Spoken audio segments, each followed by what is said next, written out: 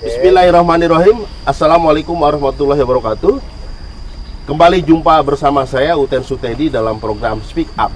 Nah, kali ini kita akan membahas masalah yang sedang viral di kota Tangerang Selatan.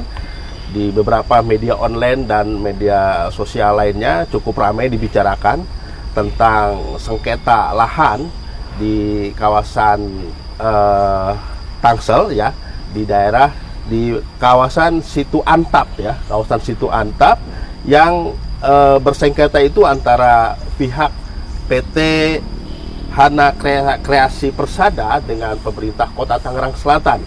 Nah, kali ini kami mengundang dua narasumber yang cukup penting. Yang pertama Bapak Hendrik ya, lengkapnya itu Bapak Hendrik Kadarusman. Ya. Selamat pagi Pak Hendrik. Pak Hendrik pagi, ini Direktur Utama PT Hana Kreasi Persada yang memiliki sertifikat lahan tersebut. Dan yang kedua adalah Bapak Hasni ya, Bapak Dr. Haji Hasni SH MH. Dia seorang ahli hukum dan guru besar Pak ya? Bukan, dosen di Fakultas Hukum Universitas Trisakti ya. Nah, kita akan bicarakan seperti apa sebetulnya kasus sengketa lahan di Situ Ampat tersebut. Nah, kita akan tanya ini Pak Hendrik yang memiliki sertifikat dan tahu persis tentunya bagaimana kronologis persoalan tersebut. Pak Hendrik, ini di media sosial ya, di online ramai sekali Bapak bicara di beberapa media itu tentang katakanlah mempertanyakan kebijakan pemerintah Kota Tangerang Selatan yang merubah status lahan di sana yang tadinya untuk pemukiman, tapi di RT RW itu dirubah menjadi hijau, ya, katanya menjadi biru ya, untuk danau atau situ gitu. Itu gimana ceritanya? Coba ceritakan kepada kita nih. Sebenarnya sih bukan sengketa lahan ya, karena Pemkot Tangsel sendiri mengakui bahwa tanah sertifikat HGB nomor 340 garing Rempoa itu adalah milik PT HKP. Cuma di atas tanah tersebut Pemkot Tangsel menghendaki dibuat warna biru yang artinya situ, sehingga kami sebagai pemilik tanah yang sah tidak dapat mengajukan IMB. Pengajuan IMB kami ditolak dengan dasar bahwa tanah kami adalah situ. Padahal tanah kami adalah sertifikat yang masih berlaku sampai dengan tahun 1938. Terbit tahun 1974. Kami adalah pemilik ketiga dari sertifikat tersebut. Itu awalnya gimana sampai kemudian pemerintah Kota Tangerang Selatan itu bisa merubah RT RW itu? Kami pun nggak mengerti ya apa sebabnya pemerintah Pemkot Tangsel ini mengubah RT RW. Karena pada saat membeli lahan tersebut, lahan kondisinya dalam keadaan dataran, dihuni oleh penduduk-penduduk, penghuni liar yang kita sebut penghuni liar. Bukan situ waktu itu ya? Waktu Bapak beli bukan situ? Bukan situ. Itu dihuni oleh 40 kepala keluarga. Di lahan itu? Di lahan tersebut. Artinya bukan situ. 40 kepala keluarga loh, bukan 40 orang, 40 kepala keluarga. Di sana ada musola, ya. Jadi menurut kami itu bukan situ. Dan sebelum membeli lahan tersebut, kami sudah mengecek ke Pemkot waktu itu Kabupaten Tangerang. Ya. Belum ada Tangsel ya? Belum terbentuk. Bahwa tanah tersebut peruntukannya adalah pemukiman perkotaan. Gitu loh. Itu sebabnya Bapak membeli tanah itu? Yes. Itu sebabnya sekarang kondisi lahan itu seperti apa? Lahan sekarang dataran. Kami tanami pohon-pohon seperti pohon pisang, pohon singkong. Ada orang yang menggarap di sana. Ada orang yang memanfaatkan tanah tersebut, itu orang kami. Tapi begini, kemarin ada cek seorang wartawan ke lapangan, di sana sudah ada pemagaran ya? Sudah ada jalan malah? Sudah. Kami sudah membuat jalan masuk, jalan lingkungan. Lahan sudah dikelilingi oleh tembok pagar keliling, dan tembok pagar ini pun sudah mempunyai IMB. Jadi kami sudah mempunyai semua izin-izin yang diperlukan untuk perumahan yang diterbitkan oleh Kabupaten Tangerang. Karena pada saat Kabupaten Tangerang tahun 2008-2010 RT RW-nya itu berwarna kuning, yang artinya pemukiman. Berwarna kuning ya. Yang artinya pemukiman. Dan itu sebabnya pemerintah Kabupaten Tangerang mengeluarkan izin. Izin-izin seperti izin site plan, pemanfaatan ruang, PL banjir. Semua izin yang sudah keluar semua. Semua keluar kecuali IMB yang belum keluar. Dan karena itu Bapak membangun infrastruktur dasar ya di sana, tembok, jalan. Enggak, sebelum itu kami mengajukan dulu ke Pemkot Tangsel yang baru terbentuk ini. Tetapi saat itu enggak, artinya Bapak sebelum mengajukan IMB ke Kota Tangsel, Bapak sudah membangun duluan tuh jalan? Tidak. Kami ngajuin dulu IMB ke Pemkot Tangsel yang baru terbentuk. Tetapi Pemkot Tangsel saat itu tidak mau menolak permohonan kami dengan alasan bahwa tanah kami itu yang namanya sertifikat nomor 340 garing Rempoa ya tercatat sebagai situ pada daftar aset di Banten. Dinyatakan secara resmi oleh Pemkot Tangsel situ. Iya begitu. Oleh karena itu kami mengajukan gugatan ke pengadilan umum, Pengadilan Negeri Serang, Pengadilan Tinggi Serang, yang putusannya salah satu diantaranya menyatakan bahwa sertifikat nomor sekian, sertifikat nomor 340 garing Rempoa adalah sah secara hukum. Menyatakan bahwa jual beli sertifikat ini sah secara hukum. Dan Bapak lengkap data itu lengkap. Dan ketiga, yang lebih penting lagi, menyatakan bahwa sertifikat nomor 340 garis miring Rempoa bukanlah situ. Di dalam putusan sidang. Yes, dalam putusan sidang itu. Dan sebagai pemilik, Bapak bayar pajak juga nggak waktu itu? Sampai sekarang bayar, Pak. PBB bayar sampai sekarang. Karena kalau saya tidak bayar, nah itu nanti saya disalahkan. Karena kami mencoba untuk tidak bayar. Ya. Ditunda artinya. Lalu ada surat dari desa. Nah, yang menyatakan bahwa kalau tidak dibayar akan kena denda. Mau nggak mau kita bayar. Nah, setelah kejadian ini, Pak Hendrik sebagai pemilik sah tanah itu pernah mengajukan permohonan kepada Pemkot atau pernah berusaha melakukan negosiasi dengan pemerintah? Ya, setelah putusan Pengadilan Negeri, kemudian Pengadilan Tinggi yang memperkuat putusan Pengadilan Negeri, ya, sah, artinya inkrah, sudah berkekuatan hukum tetap. Kami mengajukan IMB ke Pemkot Tangsel. Bukan, maksud saya setelah IMB itu ditolak, kan nggak keluar tuh IMB. Bapak pernah nggak datang ke pemerintah kota? Kok ini ditolak? Ya. Melakukan negosiasi atau pendekatan setelah IMB pertama yang ditolak, kami mengadakan gugatan ke pengadilan. Nah, itu secara resmi, formalnya begitu. Ya. Tetapi setelah pengadilan putus, kami mengajukan lagi permohonan ke Pemkot Tangsel. Karena pada saat di Pengadilan Negeri dan Pengadilan Tinggi, setahu kami, tanah kami itu masih berwarna kuning, yang artinya pemukiman. Nah, ternyata setelah kami mengajukan permohonan, itu ternyata sudah dirubah oleh Tangsel di RT RW menjadi warna biru, ya. Yang artinya situ, sehingga permohonan kami ditolak. Nah, setelah itu kami berkali-kali mengirim surat kepada Pemkot Tangsel, nah, untuk bertemu, ya, atau memohon bahwa tanah kami yang di RT RW diberi warna biru itu diubah menjadi pemukiman warna kuning. Karena berdasarkan putusan Pengadilan Negeri dan Pengadilan Tinggi. Nah, Gubernur Banten mengeluarkan surat SK Gubernur yang intinya mencoret status situ di dalam daftar aset pemerintah Banten.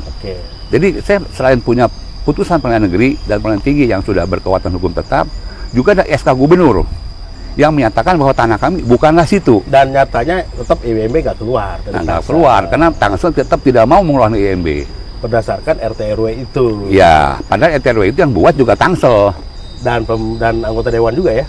Termasuk disetujui oleh anggota dewan. Dan perlu diketahui Pak Uter bahwa ya, kami tidak diberitahu sedikit pun perihal perubahan tersebut. Tidak. Sama sekali? Sama sekali tidak. Baik formal maupun informal? Tidak sama sekali. Bahkan waktu kami menanyakan pun mereka sepertinya menghindar. Enggak, itu kapan Bapak tahu tiba-tiba tanah saya kok statusnya situ? Setelah putusan Pengadilan Negeri. Setelah putusan Pengadilan Negeri, Pengadilan Tinggi, setelah dari SK Gubernur kami membawa ini semua berkas-berkas. Tahun berapa? Berarti berapa tahun sampai sekarang? Mungkin tahun 2012 kali kira-kira ya. Sekitar 12 tahun lebih, 12 tahun ya? 12 tahun itu dari yang awal. Oh. Dari 2008 kira-kira ya. Oke. Ya. Oke. Ah, ini menarik nih Pak Hasni. Ya. Kasus ini menarik nih. Ya, Jangan-jangan ini bukan hanya di Tangsel ya, kasus seperti ini. Bagaimana tuh menurut Pak Hasni? Ada sebuah keputusan pengadilan negeri ya yang menyatakan tanah itu sesungguhnya bukan situ dan sudah ingkrah gitu. Lalu kemudian Tangsel begitu saja merubah RT RW bahwa itu situ, seolah-olah kan tidak menghargai keputusan pengadilan negeri ya. Itu bagaimana Pak Hasni sebagai ahli ini di bidang agraria? Baik. Jadi kalau posisi saya sebagai ahli hukum ya, itu akan bicara tidak boleh menyangkut kasus. Ya. Harus semata-mata berdasarkan sumber hukum formil. Ya. Sumber hukum formil itu dalam hukum kita itu terkait kasus ini itu ada 3 itu. Pertama perundang-undangan, hukum tertulis. Ya. Yang kedua jurisprudensi. Yang ketiga doktrin. Doktrin itu pendapat ahli. Pendapat ahli yang tertulis itu pasti dalam buku-buku bidang hukum masing-masing. Itu doktrin. Nah, yang pertama itu apa Pak maksudnya Pak? Yang pertama itu perundang-undangan. Oke, itu apa di sana isinya? Jadi kalau undang-undang ya kita melihat kenyataan ini, itu pertama status tanah itu tanah hak. Hak. Tanah hak. Dan tanah di Indonesia ini terbagi dalam 2 golongan besar. Kalau tidak tanah negara, pasti tanah hak. Ya. Bagian dari tanah negara diberikan pada perorangan jadi tanah hak. Bagian dari tanah hak yang hapus karena habis jangka waktunya atau diambil oleh negara untuk kepentingan umum menjadi tanah negara. Atau dilepaskan dengan sukarela oleh pemegang hak menjadi tanah negara. Ya. Itu baru boleh. Bukan baru boleh, bukan. Saya belum sampai ke boleh atau tidak, bukan. Ya. Ini kita bicara status tanah dulu. Tanah itu hanya tanah negara atau tanah hak, tidak ada golongan lain. Jadi kalau Bapak ini punya hak guna bangunan, itu tanah hak. Tanah hak. Terus? Bapak yang host ini punya tanah hak milik, tanah hak. Tanah hak. Tanah hak. Dan itu tidak boleh diganggu-gugat tanpa dasar. Ganggu-gugat boleh saja, tapi pasti dibatalkan, ditolak oleh pengadilan kalau tidak mempunyai dasar hukum. Jadi kalau tanah negara diberikan dengan hak guna bangunan, statusnya berubah menjadi tanah hak guna bangunan. Hak guna bangunan punya sertifikat. Tidak ada hak guna bangunan tanpa sertifikat. Ya. Yang namanya hak guna bangunan itu harus saya jelaskan dulu ya. Tidak semua orang tahu hak guna bangunan. Hak untuk mendirikan mempunyai bangunan di atas tanah yang bukan miliknya sendiri. Ada 3 kemungkinan. Bisa di atas tanah negara, hak guna bangunan itu. Ya. Bisa di atas tanah hak pengelolaan, dan bisa di atas tanah hak milik. Itu diuraikan di dalam Undang-Undang Pokok Agraria dan PP yang terakhir, PP 18 tahun 2021. Khususnya pasal 36. Hak guna bangunan bisa terjadi di atas tanah negara, bisa terjadi di atas tanah hak pengelolaan, bukan pengolahan. Pengelolaan. Pengelolaan itu ya, pemegang haknya itu cuma 3 kekuasaannya. Ya. Dia memimpin, merencanakan, mengatur penggunaan tanah. Itu HPL. Ya. 2. HPL itu merencanakan, 1, ya, memimpin, mengatur penggunaannya. Ini hak pengelolaan. Hak pengelolaan bukan hak atas tanah. Ya, bukan hak atas tanah. Ini bagian dari tanah negara. Ya, yang diberikan kepada instansi pemerintah dalam rangka pelaksanaan tugas. Itu HPL. Pemegang HPL bisa memberikan HGB, bisa. Ya, bisa memberikan hak pakai, bisa. Tapi tidak memberikan hak guna usaha. Nah, yang ketiga tanah milik. Tanah hak milik. Hak milik Bapak, tanahnya luas. Diberikan pada saya dengan HGB, bisa. Itu dengan perjanjian yang dibuat dengan akta otentik. Nah, perjanjian dan akta otentik ini didaftarkan. Nanti Bapak punya sertifikat hak guna bangunan. Itu hak guna bangunan yang sekunder namanya, yang terjadi di atas tanah hak milik. Nah, kalau seperti yang Bapak ceritakan tadi, ya, Ini Pak Hendrik menceritakan tadi, itu namanya hak guna bangunan yang primer, yang diberikan oleh negara di atas tanah negara. Kalau hak guna bangunan di atas tanah negara pasti bersertifikat, gitu ya, tanpa akte dulu. Jadi keluar SKPH langsung dibuatkan sertifikat. Nah, selama sertifikat masih berlangsung, ya, selama itu pemegang hak mempunyai hak untuk berbuat sesuatu di atas tanah hak guna bangunan. Saya berikan contoh ya. Apa yang diuraikan dalam pasal 44 PP yang paling terakhir, ya, PP nomor 18 tahun 2021, ya, itu di pasal 44, pemegang hak guna bangunan itu boleh memanfaatkan, menikmati kebendaannya, menikmati tanahnya, ya. Yang kedua, dia berhak untuk mendirikan bangunan. Bukan hanya berhak, wajib mendirikan bangunan. Ya. Jadi berwenang untuk menggunakan tadi ya. Berwenang untuk menggunakan tanah itu sesuai peruntukannya. Ya. Hak guna bangunan pasti diberikan di atas tanah non pertanian. Tanah yang untuk dibangun bangunan. Bangunan itu tidak selalu rumah, tidak selalu ruko. Taman pun itu bangunan. Ya. Jadi pemanfaatan tanah yang bukan untuk usaha pertanian itu hak guna bangunan. Jadi untuk non pertanian. Nah, itu bisa dilihat di UPA pasal 35, ya. Nah, dari mana hak guna bangunan? Bisa mohon pada negara, bisa mohon pada pemegang HPL, ya. Bisa dengan perjanjian pada pemilik tanah, sehingga lahir hak guna bangunan.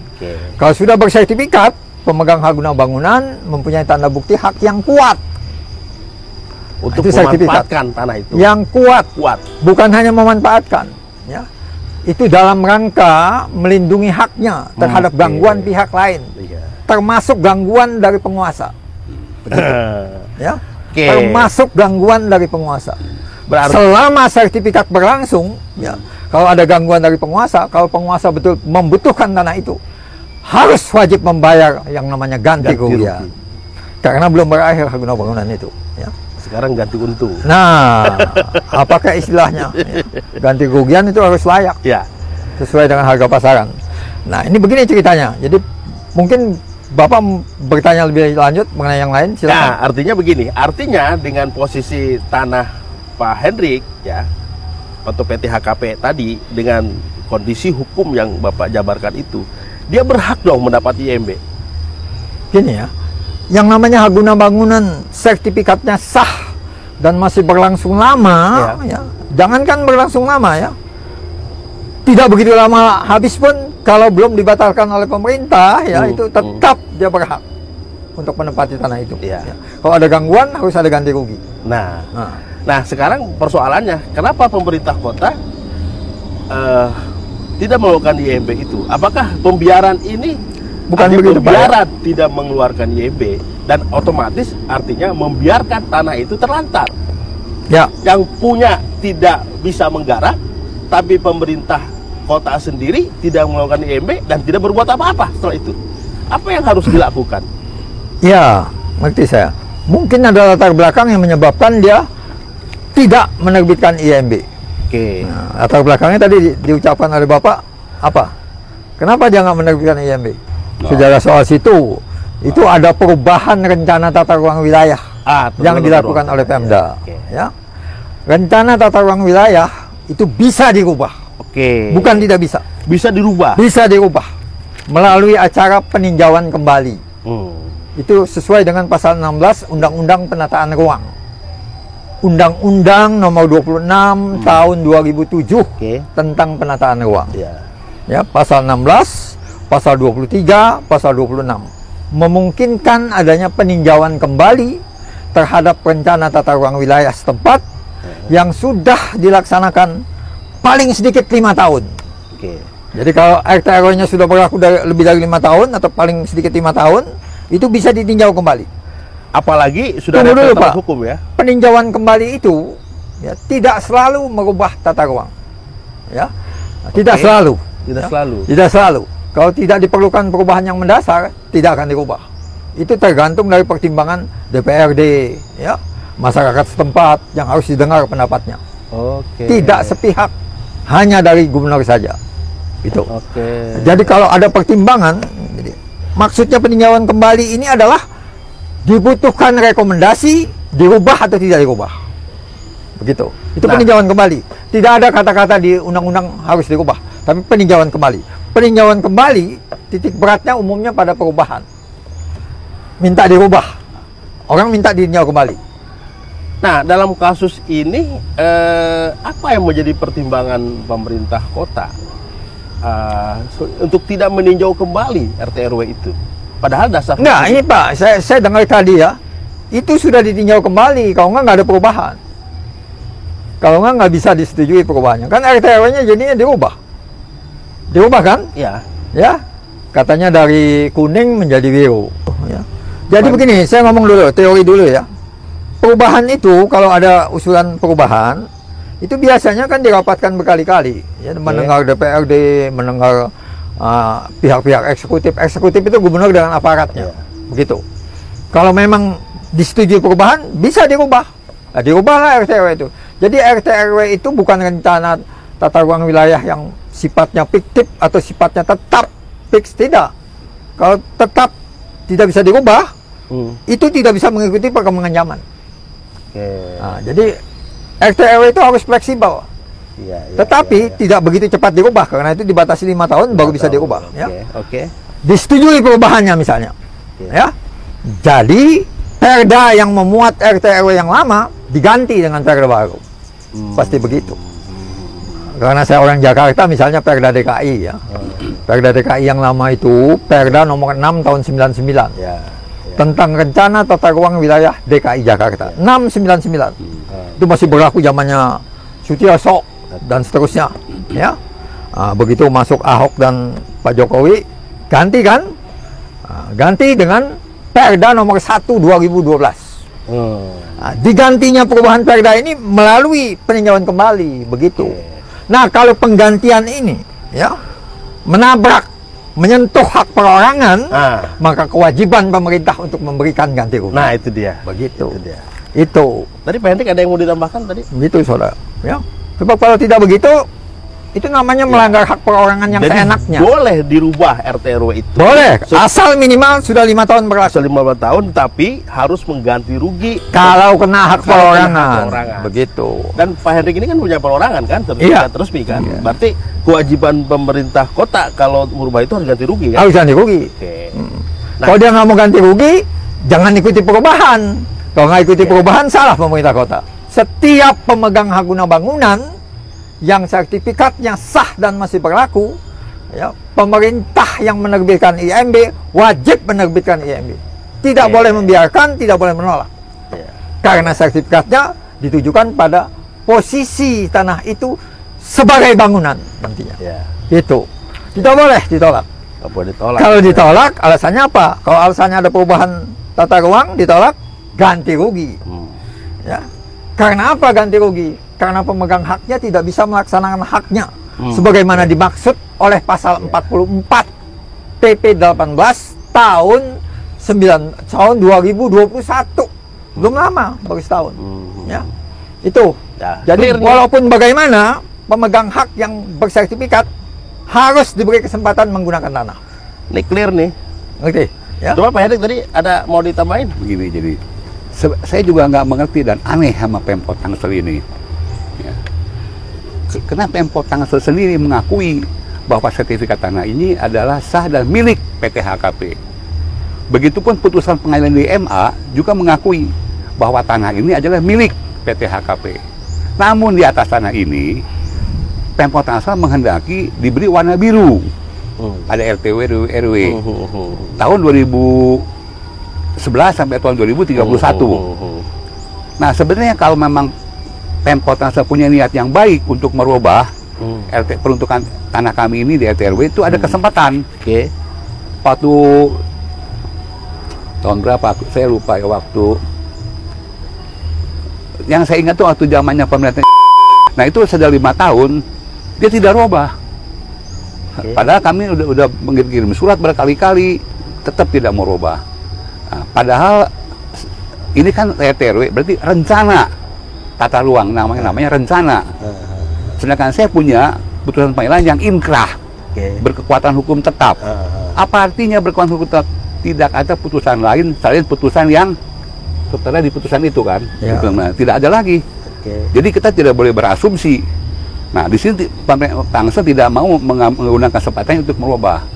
Sampai 10 tahun, 2 periode masa pemerintahan Ibu Airin, tetap tidak mau dirubah juga.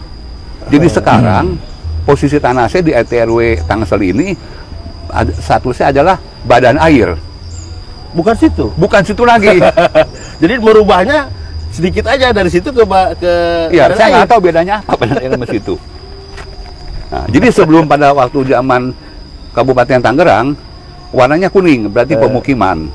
Waktu pemerintahan Ibu Airin tahun 2011 sampai 2031, itu RT RW-nya itu warna biru, yang di situ. Nah, kemudian kemarin itu belum lama dirubah, waktu pemerintahan Pak Benyamin, itu warnanya dirubah biru, tapi statusnya itu diperda, artinya badan air. Badan air. Saya nggak tahu selanjutnya itu apalagi, bukan saya nggak tahu. situ. Bukan situ lagi. Nah, gini Pak Ahli ya, Pak Iya. Hasni. Nah, ini kan kesannya kayak apa ya? Memaksa kehendak ya, atau apa menurut Pak Hasni kalau boleh disimpulkan sikap pemerintah kota yang menurut Pak Hendrik ini betul-betul melanggar haknya gitu? Apa bisa dibilang tindakan sewenang-wenang atau apa? Kan Pak Hendrik ini merasa sebagai pihak yang dirugikan lah katanya gitu ya. Selama 12 tahun nih. Betul, kurang lebih ya. dari 12 tahun. Jadi lebih. udah keluar uang banyak untuk membangun infrastruktur dasar di sana, tapi IMB nggak keluar. Akhirnya nggak bisa menjadi tanah komersial gitu kan. Nah, apa yang pernah dilakukan Pak Hendrik untuk mengembalikan hak itu? Nah, setelah permohonan IMB kami ditolak, ditolak yang kedua ditolak, setelah ada putusan pengadilan, ya enggak, kami mengajukan ke MK, Mahkamah Konstitusi. Konstitusi. Namun permohonan kami ditolak dengan alasan sebaiknya tuh menggugat ke petun. Jadi walaupun ditolak, tapi dalam pertimbangan MK itu ada suatu pernyataan yang menyatakan bahwa kasus ini sebaiknya digugat ke petun, PT UN. Nah, dengan dasar ini kami mengajukan gugatan ke Petun Serang. Nah, dalam Petun Serang putusannya itu ya nggak memerintahkan kepada pemerintah Tangsel untuk memberikan izin-izin yang diperlukan oleh pemohon. Artinya menang lagi lah. Menang lagi. Mohon. Nah, lalu kembali saya bawa putusan ini ke Tangsel. Tapi Tangsel tetap tidak mau mengeluarkan IMB dengan alasan bahwa tanah kami itu masih situ di RT RW. Padahal sudah ada keputusan petun. Betul. Yang memerintahkan supaya PKPRD mengabulkan permohonan untuk membuat IMB. Nah, karena buntu di sini, akhirnya saya mengajukan eksekusi gugatan ke petun. Dan keluar surat perintah. Surat perintah eksekusi. Surat perintah keluar dari Petun Serang juga. Serang itu. Namanya surat penetapan. Penetapan yang tetap memerintahkan pemerintah kota harus mengeluarkan izin diperlukan. Dan tidak dikeluarkan juga. Tidak dikeluarkan juga. Nah, bahkan pemerintah Pemkot ini mengajukan gugatan lagi PK ke MA, Mahkamah Agung, ke Mahkamah Agung. Ya, dengan selembar peta yang dibuat pada zaman Belanda tahun 1928. Oke, sampai situ dulu ya. Nah, Pak Hasni, sebelum kita bahas soal PK ya. Nah, tindakan pemerintah kota yang begitu quote and quote kesan saya memaksakan kehendak untuk menetapkan tanah itu sebagai tahan yang tidak boleh dibangun oleh ini. Apa pandangan Pak Hasni? Pandangan saya begini ya. Kalau pemerintah kota ya bersikukuh tetap mengatakan itu situ, itu dasarnya memang ada ya. Dasarnya adalah perubahan dari RT RW. Ya. RT RW-nya tadinya kan itu bukan situ, ya, dirubah menjadi situ. Nah, pemerintah kota itu terikat oleh apa yang ada di RT RW. Karena pelaksanaan penggunaan tanah itu dasarnya RT RW. Begitu. Maaf ya, saya tidak ngomong lahan ya, karena lahan itu istilah bisnis. Dalam hukum tidak ada kata lahan. Nah, jadi dia berdasarkan RT RW yang sudah baru nih, ya, itu kan jadi situ. Ya. Kalau memang itu mau diterapkan menjadi situ, wajib memberikan ganti rugi, ya, yang harganya sesuai dengan harga pasaran hak guna bangunan yang bersangkutan. Itu. Kalau tidak, ini nggak bisa digunakan, ganti rugi tidak, itu namanya menganiaya hak orang. Nah, itu yang saya pengen dengar dari Pak Asdi itu. Menganiaya pemegang HGB yang sah, bersertifikat sebagai tanda bukti hak yang paling kuat, begitu. Dan masih berlaku. Terus kalau sudah tahu seperti itu, ini kan publik udah tahu. Ya.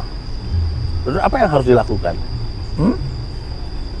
Yang harus dilakukan cuma kita bicara begini, kita kan kalau nanya saya nggak bisa, kan saya akademisi. Kalau menurut Pak Hendrik ada apa yang mau dilakukan? Terus terang saya juga bingung nih terus terang. Karena yang nggak di satu sisi Pemkot Tangsel memberi warna biru pada tanah kami di RT RW dan tidak mau memberikan ganti rugi. Di sisi lain tanah situ ini, tanah yang dikatakan situ ini tidak dimanfaatkan sebagai situ. Pada kenyataannya tidak dimanfaatkan sebagai situ oleh Pemkot Tangsel. Tetap itu dataran. Dan ganti rugi juga kagak juga. Ganti rugi juga kagak, dibikin situ juga kagak. Hanya di RT RW. Saya juga ngerti apa maksud Pemkot Tangsel ini. Oke. Nah, tadi lanjut ke soal PK ya yang dilakukan oleh. Nanti dulu Pak, saya mau tambahkan yang tadi. Silakan kalau gitu. Sebelum sampai ke PK, ya. Jadi begini, kalau dia tidak berikan ganti rugi, ya, dibangun tidak bisa, ya. Jadi yang saya katakan pemegang hak teraniaya, bukan teraniaya fisik, bukan. Ya. Teraniaya kenikmatan untuk menikmati kebendaan itu. Jadi hak keperdataannya itu terinjak-injak. Dasar ini. Digunakan tidak bisa, diganti rugi tidak bisa. Tidak ada. Ya, tidak mau ganti rugi. Kalau nggak bisa digunakan, kasih ganti rugi. Ya, mereka akan cabut dari situ kan, ya, dari tempat lain. Kalau dia pemegang hak guna bangunan yang sah dan sertifikat masih berlaku, ya, tapi tidak diberikan IMB, itu kan namanya menganiaya. Menganiaya pemegang hak. Karena apa menganiaya saya katakan? Ya. Baca pasal 44. Pemegang hak guna bangunan itu bisa menikmati, memanfaatkan kebendaannya. Yang kedua, dia wajib mendirikan bangunan. Yang ketiga, dia boleh melakukan perbuatan hukum yang bisa dinikmati. Dijual, dibebani dengan hak tanggungan, bisa pinjam duit dasarnya ini. Tapi ini serba tidak bisa, karena nggak ada izin bangunan. Ya. Hak guna bangunan hanya berfungsi sosial kalau didirikan bangunan di atasnya. Setiap hak atas tanah mempunyai fungsi sosial. Itu pasal 6 UPL. Pasal 6 Undang-Undang Pokok Agraria, Undang-Undang Nomor 5 Tahun 60. Makna fungsi sosial di sini tidak semua orang ngerti. Makanya saya mau bahas di sini. Ya. Setiap hak atas tanah mempunyai fungsi sosial. Jadi apa persamaan dari semua hak atas tanah? Hak milik, HGB, HGU, hak pakai, semuanya berfungsi sosial. Bukan tanah untuk masyarakat, salah itu. Itu pengertian orang awam. Ya. Pasal 6 maknanya dua. Satu, setiap pemegang hak bukan hanya berwenang, tapi wajib menggunakan tanah sesuai peruntukan tanahnya. Jadi kalau Bapak ini punya hak guna bangunan, dia menggunakan tanah sesuai dengan peruntukannya untuk bangunan. Kenapa nggak diberikan izin? Situ kesalahan. Ya. Yang kedua, kalau ada bentrokan antara kepentingan umum dengan kepentingan perorangan, katakanlah kepentingan Pemda mau jadikan situ. Bentrok dengan kepentingan Pak Hendrik pemegang hak. Ya. Kepentingan perorangan tidak boleh diabaikan. Untuk tidak diabaikan, ganti rugi. Begitu. Kalau tidak, ini tidak, itu menganiaya pemegang hak. Begitu. Kenapa saya katakan menganiaya? Kalau sampai batas waktu, jatuh waktu sertifikat itu berakhir, katakanlah 2038, ya, berakhir. Berbunyilah pasal 41. Ya. Tanah Pak Hendrik tidak dimanfaatkan, tidak dibangun. Jadi tidak mungkin ada perpanjangan. Itu pasal 41. Sedangkan tidak ada kehendak untuk tidak menggunakan. Kehendaknya adalah dibangun dengan IMB. Legal. Tapi tidak diberikan. Itulah yang saya katakan teraniaya haknya. Ngerti? Begitu mentok habis sertifikat, nggak bisa diperpanjang karena nggak ada bangunan. Padahal nggak ada bangunan ini bukan kehendak pemegang hak, tapi akibat dari tidak keluarnya IMB. Begitu. Teraniaya karena ada tindakan tidak diberikan sewenang-wenang kesannya ya. Saya nggak mengatakan sewenang-wenang ya. Pokoknya itu kalau Bapak mengatakan itu terindikasi. Ya, ada indikasi. Iya. Ada. Jadi nggak digunakan. Salah, digunakan nggak bisa. Gimana nggak bisa Apa teraniaya? sebetulnya tujuan Pemkot? Oh, nggak itu? tahu, itu urusan dia. Nah, itu bukan urusan hukum. Tapi begini. jelasnya antara pasal 44 dan 41 terjepit Bapak ini. Ya.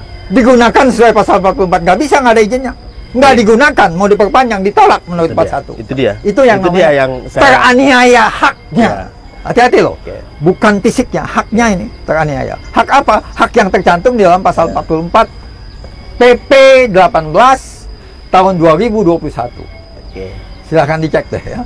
PP itu judulnya ya, hak pengelolaan, hak atas tanah, hak atas rumah susun, dan pendaftaran tanah. Gitu ya. Ini dasar nih Pak Betul. ahli kita ini ya.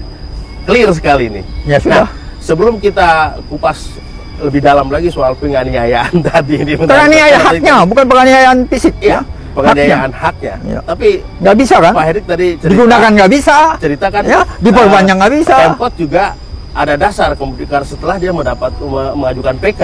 Ya. Nah, itu apa yang terjadi dengan PK itu? Pak Herik, coba Nah, ceritakan. PK ini emang memutuskan dengan selembar peta tahun 98, berdasarkan peta tahun 98, emang memutuskan membatalkan putusan petun Pengadilan bawah. sebelumnya. Oh, sebelumnya. Jadi pengadilan negeri, pengadilan Bukan. Petun aja. Petun. dibatalkan. Dibatalkan dengan Oke. bukti selembar peta Peta. ini. Gitu loh. Peta kalau yang saya baca di berita kemarin ya, itu konon katanya yang diterbitkan 1928 itu ya. Iya. Kok bisa ya? Tanggapan saya. Apa coba? Gini ya Pak ya. Kok bisa itu? Yang namanya PK Oke. ya, itu adalah upaya hukum luar biasa. Oke. Ya, sebab upaya hukum itu cuma 3 tingkat Pak ya. Di tingkat biasa itu PN, Pengadilan Negeri. Ya. TUN misalnya, petun itu di bawah itu. Ya. Di atasnya Pengadilan Tinggi. Oke. Ini yang biasa ya. Mhm. Yang paling terakhir kasasi di Mahkamah Agung. Hmm. Kalau kasasi gagal juga, baru PK. PK hanya boleh kalau ada novum. Novum itu penemuan bukti baru Oke. yang selama persidangan sebelumnya tidak ditemukan. Oke. Ya, yang jadi pertanyaan dalam hukum, apakah peta zaman Hindia Belanda bisa menjadi novum? Nah, itu dia. Nah itu, Itu dia. ya. Dengar saya ya, peta itu adalah isinya data fisik, bukan data yuridis. Oke. Itu data fisik. Isinya rencana. Mau diapain nih tanah gitu. Itu peta itu, ya. Batasnya apa? Ini peta itu kan begitu ya. Letaknya di mana, ya. Berapa luas wilayah ini diukur, ya. Lantas dibuat peta. Nah, ya. Kalau dalam hukum agraria itu ada namanya peta pendaftaran, Oke. ya. Kumpulan peta pendaftaran adanya di BPN. Tapi harus dengar dulu, ya. Ini peta dibuat tahun 1928 katanya, ya. Oke. Tahun 28 itu zaman Hindia Belanda, ya. Segala produk zaman Hindia Belanda, kalau tanah itu dasarnya adalah agraris wet. Oke. Agraris wet itu dimuat dalam pasal 51 Indise Stadrechtling. Kalau orang belajar hukum di tingkat 2, tingkat 3 tuh, semester 3 itu pasti tahu. IS, Indise Stadrechtling. Ya. Kepanjangannya Indise Stadrechtling. Ditulisnya biasa pasal 51 IS. IS itu apaan? Undang-undang dasar negara jajahan Hindia Belanda yang sudah tidak berlaku sejak 18 Agustus 45. Jadi peta itu dibuat atas dasar produk pemerintah jajahan yang sudah tidak ada lagi. Begitu. Kenapa dijadikan novum? Itu pertanyaan saya. Ya, ya. Ya. Seharusnya kan tidak bisa.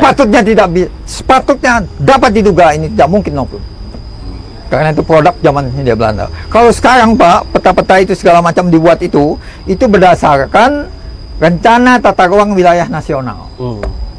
RT-RWN, PP-nya itu PP 26 tahun 2008. Itu yang terakhir. Iya. Ya. Ya. Bukan pakai yang namanya IS, Indise Stadrechtling.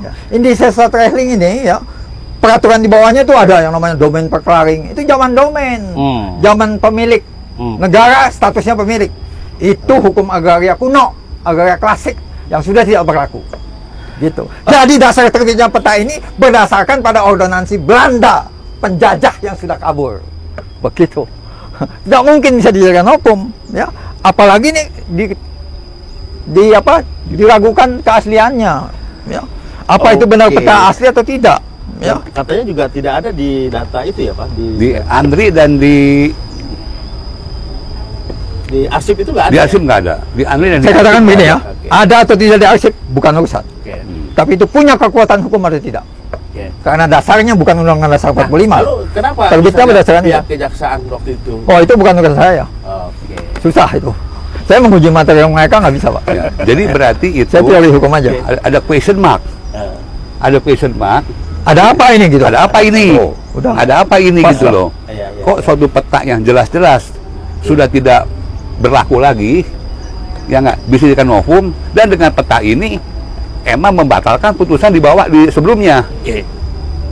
Itu yang saya juga bertanya-tanya. Benar, Pak. Saya sambung ya. Oke, lanjut. Kalau peta zaman Hindia Belanda, ya, itu nggak mungkin bisa berlaku sekarang, Pak. Karena yang namanya rencana tata ruang itu sifatnya dinamis. Ya. 5 tahun sekali peninjauan kembali. Iya, iya. Masa udah sekian puluh tahun merdeka masih pakai peta kolonial?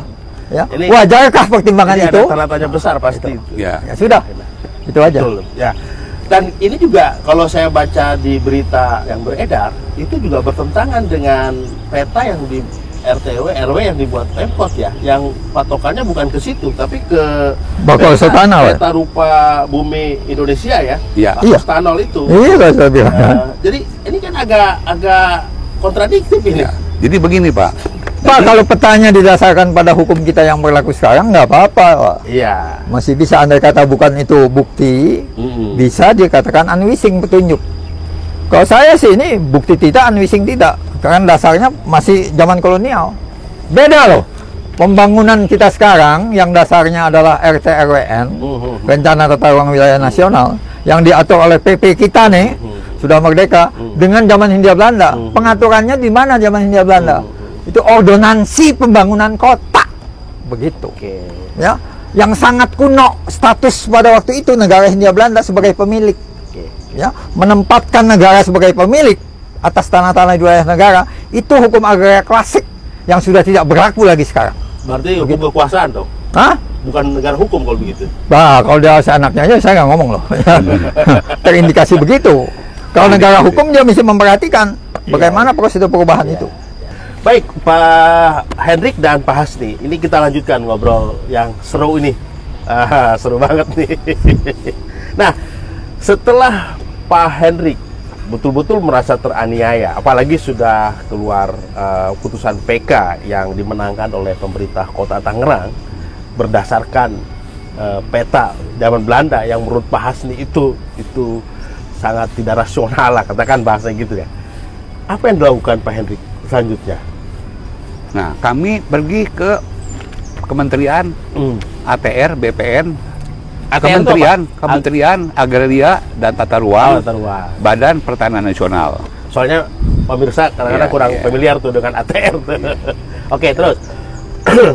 Kemudian kami mengirim surat yang isinya memohon perlindungan hukum Oke. atas tanah sertifikat nomor 340/Rempoa. Karena menurut kami ATR BPN ini yang menerbitkan sertifikat kami. Oke. Jadi menurut kami mereka harus bertanggung jawab. Oke. Kok kenapa produknya dijadikan situ? Oke. Sehingga saya tidak bisa membangun sesuai dengan amanah undang-undang. Oke. Oke. Ada dua surat yang kami kirim. Oke. Yang pertama isinya memohon perlindungan hukum. Oke. Yang kedua menanyakan bukti tertulis, secara tertulis, jawaban tertulis Oke. dari Kementerian ATR BPN, status tanah kami di RT-RWN, RT-RW nasional. Nah, dijawablah oleh Kementerian ATR BPN bahwa yang surat pertama ini untuk kembali berunding, berkoordinasi dengan Pemkot Tangsel. Balik lagi dong. Balik lagi. Terus. Padahal kami sudah 12 tahun Impong tidak Ya. ada kunjung selesai. Oleh karena itu kami memohon perlindungan hukum ke Oke. ATR BPN. Tetapi oleh ATR BPN suruh balik lagi ke sana. Oke. Nah, tapi surat yang kedua yang aneh, ya enggak, yang menanyakan bahwa status tanah kami peruntukannya apa nih di ATR BPN tidak dijawab, tidak respon. Oke. Kami minta, tapi bukti itu sampai saat ini sudah 3 kali kami berkirim surat baik ke Dirjen, ke Wamen maupun ke Menteri, tidak ada jawaban. Saya juga heran kalau memang misalnya tanah kami itu situ, kenapa nggak dijawab aja, atau bukan sih kenapa nggak dijawab aja? Karena kan informasi tata ruang itu milik publik, milik publik, ya nggak? Saya minta bukti tertulis aja, dengan maksud supaya dengan bukti tertulis ini, kalau memang tanah kami bukan situ, saya akan bawa ke Tangsel. Loh, tanah kami bukan situ loh Pak. Nah, tetapi ini pun kami tidak dapatkan. Nah, kami hanya itu jawabannya supaya ketemu dengan Pemkot lagi gitu. Iya. Jawabannya. Tapi tidak dapat jawaban. Dan Bapak sudah berikan tembusan ke Pemkot tentang perintah untuk bertemu Pemkot dari ATR itu. Sudah. Dan tidak dijawab juga. Tidak dijawab juga. Bahkan saya menanyakan apa dasar hukum dan studi kelayakannya sehingga tanah kami itu dijadikan situ. Tidak ada jawaban. Sudah berkali-kali dari sejak zaman tahun 2012 sampai sekarang sudah berkali-kali menanyakan apa dasar hukum dan studi kelayakan tanah kami sehingga Pemkot Tangsel menjadikannya situ. Tidak ada respon sama sekali, alias bungkam. Jadi ini betul-betul teraniaya emang, Yes. Pak Hendrik itu ya. Haknya yang teraniaya. Hak saya teraniaya. Haknya teraniaya. Nah begini Pak Hasni ya, sebagai ahli di agraria ini, kenapa pihak Kementerian Agraria itu tidak merespon secara positif seperti yang diharapkan Pak Hendrik? Sebetulnya ada respon positif atau tidak, ya itu hak mereka Pak. Hanya ya sepatutnya responnya itu positif. Karena sertifikat itu produknya dari BPM. Gitu. Harus mendukung. Kenapa? Dia berikan hak guna bangunan pasti di atas tanah non pertanian. Ya. Di atas tanah non pertanian harus didirikan bangunan. Dan wajib bagi pemegang hak. Ya. Pemegang hak ini ya sangat beritikat baik untuk melaksanakan haknya sesuai pasal 44 PP 18 tahun 2021. Ya, wajib menggunakan tanahnya kan. Tapi itikat baik ini tidak ditanggapi, tidak terbit IMB-nya. Itu masalahnya, ya. Nah, perjuangannya sampai di situ ya sebagai pemegang hak, ya. Kalau ini tidak bisa digunakan juga, akhirnya terbentur pada pasal 41. Begitu habis sertifikatnya, nggak akan dikasih perpanjangan. Alasannya nggak digunakan. Padahal maksud utamanya digunakan. Terbentur pada izin yang tidak terbit. Itu apa kalau begitu enggak betul loh. Itu apa artinya dengan cara atau sikap ATR yang seperti itu? Kan berarti kan sama saja dia tidak menghargai produknya. Bukan saya yang ngomong ya, terindikasi begitu. Ya ini kan logikanya begitu. Iya, terindikasi begitu. Ya, harusnya bukan terindikasi lagi, logikanya begitu dong Pak. Sertifikat benar ya. Jadi kalau dia mengeluarkan sertifikat selama sertifikat masih berlaku, harus menjamin pemegang hak itu untuk melaksanakan haknya. Buat apa sertifikat yang ada tanda bukti hak yang kuat kalau tidak bisa digunakan haknya? Jadi apa artinya ini gitu? Artinya apa dengan sikap seperti itu? Ya itulah terindikasi tindakan sewenang-wenang. Pak Hendrik tadi bicara apa? Jadi kalau seandainya tiba saatnya sertifikat tanah saya ini habis masa berlakunya dan saya tidak bisa menggunakan sertifikat tanah ini sebagaimana mestinya, seperti amanah undang-undang, artinya tanah habislah, hilang dari saya. Hilang. Karena bisa diperpanjang, karena nggak dibangun. Habis dong. Tanah yang milik saya ini selama ini tuh hilang, tanpa ada sesuatu ganti rugi. Gitu. Nah, kalau mau ngomong ganti rugi, itu ganti rugi yang layak itu. Yang sesuai dengan harga pasaran. Iya dong, harga pasar ya. Kalau pemerintah yang menetapkan itu harus ada panitia penaksir namanya. Ada panitianya. Kita begini. Apa yang harus dilakukan ya ketika sebuah pemerintah yang seharusnya melindungi warganya yang memiliki hak dan juga pihak Kementerian Agraria yang juga harusnya menghargai hak produknya sendiri gitu. Apa yang dilakukan oleh kita atau oleh lembaga apa kira-kira yang bisa menjawab persoalan ini gitu loh? Jadi begini ya, tiap kementeriannya kan ada Menko-nya, ada Menko-nya gitu ya. Kalau misalnya agraria ini Menko-nya di mana? Di bawah Menko Polhukam. Ya? Nah, pokoknya begitu ya. Lalu Polhukam, yang ya? bisa menegur itu atasannya. Oke. Kumpulan menteri. Artinya ada sesuatu dong di kementerian itu harus ditegur. harus ditegur. Ya. Ya, kenapa? Karena kita itu sudah punya Undang-Undang Nomor 30 2014 Nah, tentang administrasi pemerintahan. hmm. Ya, kalau mengadakan ada permohonan dibiarkan, ada permohonan yang seharusnya dikabulkan ditolak. Ya. Nah, itu bisa kena pasal 7, pasal 8 Undang-Undang 30 2014, tergolong tindakan yang sewenang-wenang. Oke.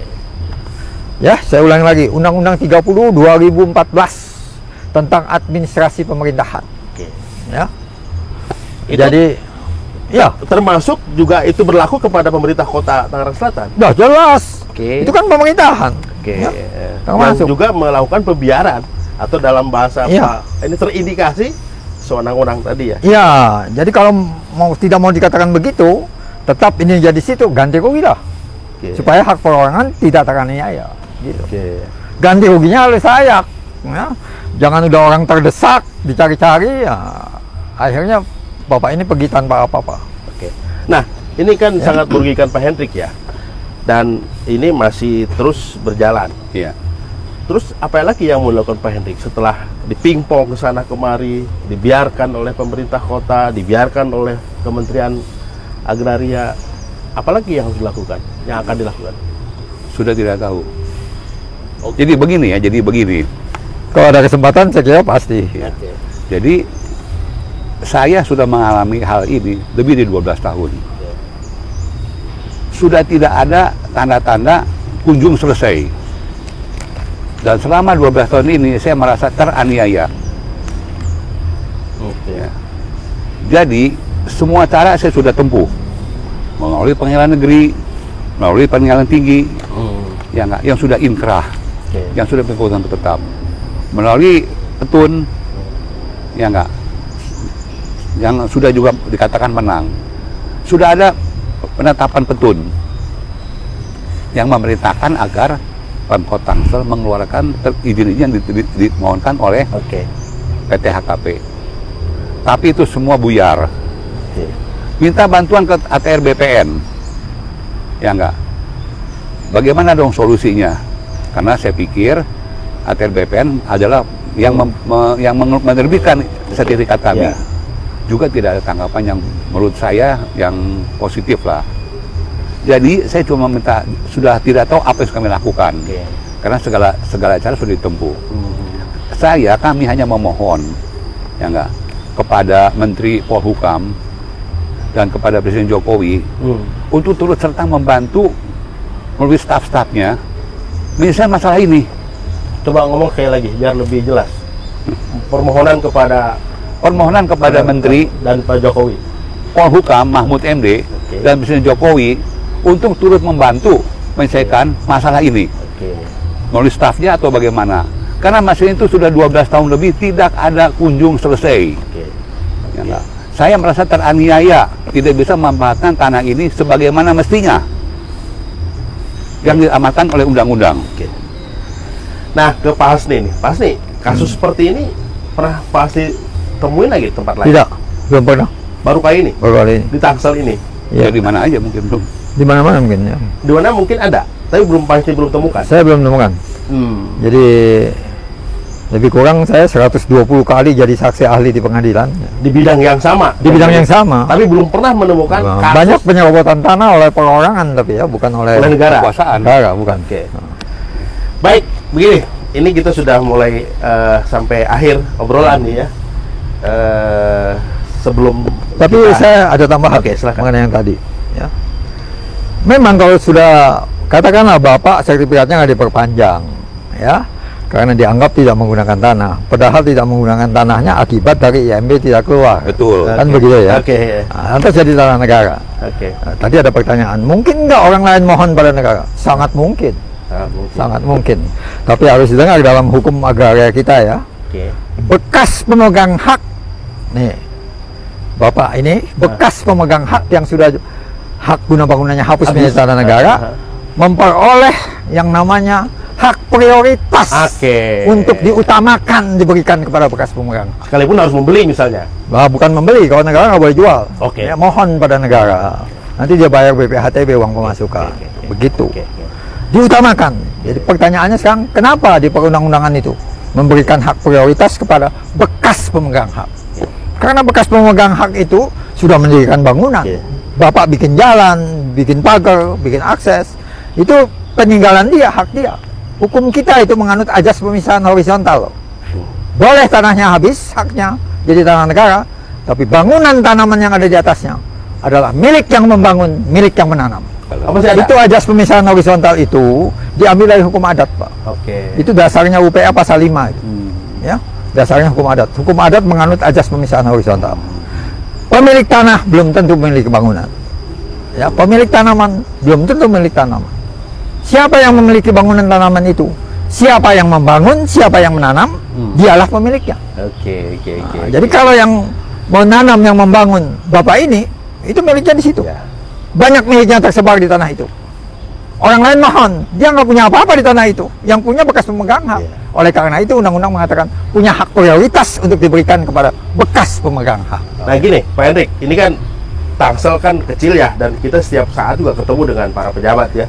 Atau Pak Hendrik juga mungkin sudah kenal dekat dengan Pak Wali Kota atau para pejabat yang berwenang di sana. Ada nggak usaha secara pribadi ya, pendekatan persuasif gitu ke Pak Wali Kota secara pribadi datang untuk bicarakan seperti ini? Tanpa surat lah kadang-kadang gitu, secara Sudah, bahkan Personal. berkali-kali. Intinya saya tidak kenal dengan Pak Wali Kota. Pak Wali Kota yang sekarang atau sebelumnya? Yang sebelumnya, yang sekarang sama. Oke. Sudah berkali-kali. Usaha itu maksudnya usaha. Ah. Usaha itu. Tetapi selalu Pak Wali Kota mendisposisikan ke bagian tata ruang. Nah, sehingga kami bertemu orang tata ruang. Oke. Lalu Dan jawabannya sama. Kayak tadi. jawabannya sama, bahwa Tangsel tetap akan memberi warna biru pada lokasi tanah kami di RT/RW yang baru juga. Kalau saya tanya kenapa, jawabannya bukan wewenang saya untuk menjawab. Oke. Baik. Jadi saya sudah berusaha juga melalui berbagai cara untuk bertemu dengan Pak Wali Oke. untuk menanyakan masalah ini. Namun tidak pernah ada tanggapan. Oke. Saya ingin lebih jelas lagi ya, terutama kepada pemegang hak ini. Mana lebih dulu terbit sertifikat Bapak, hak guna bangunannya, dengan perubahan rencana tata ruang? Mana lebih dulu? Sertifikat tanah saya Sertifikat terbit tanah. tahun 1974. Iya, sudahlah. Kalau sertifikat tanah lebih dahulu, ya, ada perubahan tata ruang yang melanggar sertifikat ini, ya, yang mengenai sertifikat ini menjadi tidak bisa digunakan, itu harus ganti rugi. Harus ganti rugi. Dan itu, ya, itu mutlak, karena tidak bisa melanggar hak perorangan seenaknya. Siapapun, kapanpun, untuk apapun. Bahkan untuk kepentingan umum pun harus tidak boleh mengabaikan kepentingan perorangan. Itu saja dari saya. Oh iya, ada pertanyaan satu lagi sebelum diakhiri ya. Nah, dengan sikap Pemkot yang tidak bergimmick dengan berbagai cara tadi, itu kira-kira ada nggak institusi lain yang bisa memberi sanksi kepada pemerintah kota? Itu kan di atas Pemkot ada siapa? Ada gubernur, ada apa? Ada menteri dalam negeri, kan begitu, Pak. Ah. Saya nggak bisa sebut pas-pasan gitu ya. Jadi Nanti nanti ya, dalam negerinya bisa memberi sanksi. bukan memberi sanksi, paling tidak kan gini, sanksi administratif itu banyak, Pak. Teguran lisan, peringatan tertulis, ya. Nah, yang paling jelek itu pemecatan. Oh. Itu sanksi administratif. Ada urutannya. Pak Teguran Hendrik dulu. mau lakukan itu? Kalau ini tidak selesai, ya akan saya lakukan. Apapun akan saya lakukan demi hak saya kembali. Saya minta Pak Hasni membuat semacam Kesimpulan. kata akhir, kesimpulan. Apa Saya yang harus- kesimpulannya pendek saja, ya. Jadi begini, pemegang sertifikat hak guna bangunan, Oke. hak guna bangunan (HGB), ya, itu adalah pemegang hak yang sah. Ya. Selama sertifikat itu masih berlangsung, Ya. ya, tidak mungkin ditolak permohonan IMB-nya, gitu. Andai kata, ini yang kedua ya, andai kata terjadi perubahan, ya, perubahan dari rencana tata ruang, ya, yang bisa mengganggu, ya, kewenangan pemegang hak untuk menikmati kebenaran itu, menikmati tanahnya, itu harus ada ganti rugi. Ganti rugi. Dan itu sifatnya wajib. Nah, rencana tata ruang wilayah bisa dirubah, ya, tetapi setelah berlangsung 5 tahun. Perubahan itu sama sekali tidak boleh mengganggu hak perorangan. Untuk tidak mengganggu, tidak boleh diabaikan. Untuk tidak diabaikan, kasihlah ganti rugi Ya. sesuai dengan harga pasaran. Itulah. Ada tambahan lagi kepada pemerintah kota? Ya, kepada pemerintah kota Tangsel, kami mohon agar persoalan ini segera diselesaikan. Seandainya pemerintah kota Tangsel membutuhkan tanah kami untuk dijadikan situ, ya bayarlah ganti rugi sesuai dengan harga pasar. Ya. Ya nggak? Tetapi jika keberatan untuk membayar ganti rugi, terbitkanlah IMB-nya. Oke. Simple. Sesimpel itu ya. Sesimpel itu. Ya. Cuma saya nggak rumit Pak, nggak rumit. Sesimpel itu. Nah, ya nggak? Ada lagi? Cukup? Cukup. Oke. Cukup. Pasti cukup ya? Cukup, Pak. Oke. Baik, pemirsa di rumah dan di mana saja berada, demikianlah obrolan cukup panjang dan serius tentang sengketa lahan yang disebut Situ Ampat ya. Antap. Situ Antap. Antap. Situ Antap ya. Situ Antap cukup menarik, dan tentu saja kita berharap kepada semua pihak yang terkait dengan masalah ini atau dengan tanah ini, baik itu pemerintah Kota Tangerang Selatan, apakah itu juga Kementerian Agraria dan Tata Ruang, atau siapapun yang terlibat dan terkait dengan masalah ini, tidak ada salahnya jika bisa dirundingkan secara baik-baik dan secara lebih lebih komunikatif lagi, sehingga tidak ada yang dirugikan dan tidak ada yang teraniaya. Terima kasih, saya Uten Sutendi mengundurkan diri. Assalamualaikum warahmatullahi wabarakatuh. Salam.